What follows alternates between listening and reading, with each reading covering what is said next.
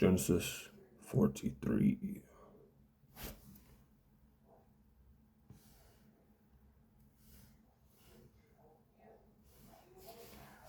But the scarcity of food was severe in the land. And it came to be, when they had eaten up the grain which they had brought from Mitzrayim, that their father said to them, Go back, buy us a little food. But Yehudah spoke to him, saying, The man vehemently warned us, saying, You do not see my face unless your brother is with you. If you let our brother go with us, we go down and buy you food. But if you do not let him go, we do not go down, because the man said to us, You do not see my face unless your brother is with you. And Israel said, Why did you do evil to me, to inform the man that you still had another brother? And they said, The man kept asking about us and our relatives, saying, Is your father still alive? Have you another brother? And we informed him according to these words. How could we know that he would say, Bring your brother down?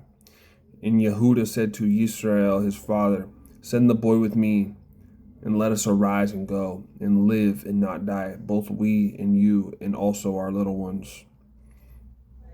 I myself shall stand guarantee for him.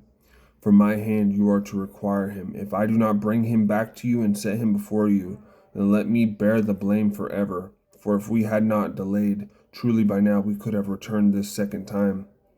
And their father Israel said to them, If so, then do this. Take some of the best fruit of the land in your vessels, and bring a present down for the man, a little balm and a little honey, spices and myrrh, nuts and almonds, and take double silver in your hand, and take back in your hand the silver that was returned in the mouth of your sacks. It could have been a mistake. And take your brother, and arise, go back to the man. And El Shaddai give to you compassion before the man, so that he shall release your other brother and Benjamin. And I, if I am bereaved, I am bereaved. And the men took that present and Benjamin, and they took double the amount of silver in the hand, and arose and went down to Mitzrayim, and stood before Joseph. And Joseph saw Benjamin with them, and said to the other one over his house, Bring the men home, and make a great slaughter, and prepare, for these men are to eat with me at noon.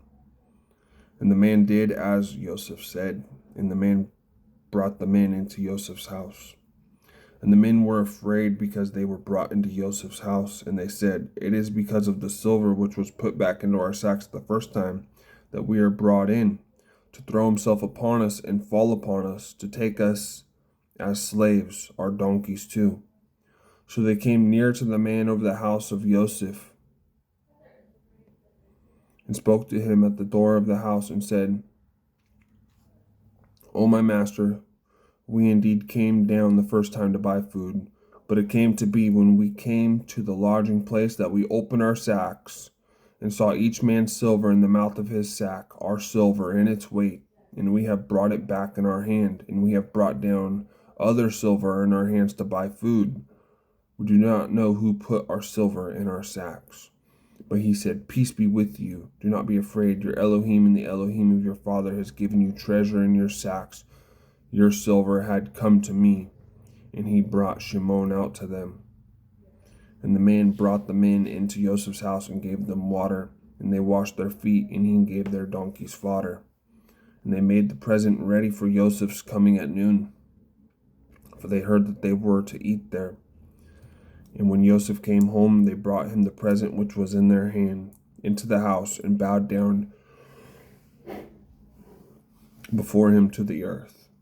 And he asked them about their welfare, and said, Is your father well? The old man of whom you spoke, is he still alive? And they said, Your servant, our father, is in good health. He is still alive. And they bowed their heads down, and did obeisance. And he lifted his eyes, and saw his brother Benjamin, his mother's son, and said, Is this your younger brother of whom you spoke to me? And he said, Elohim show favor to you, my son. And Joseph hurried, for his emotions were deeply moved towards his brother. And he looked for a place to weep, and went into his room and wept there. Then he washed his face and came out and controlled himself and said, "Serve the food." And they set him a place by himself, and them by themselves, and the Mitzrites who ate with him by themselves. For the Mitzrites could not eat food with the Hebrews, for that is an abomination to the Mitzrites.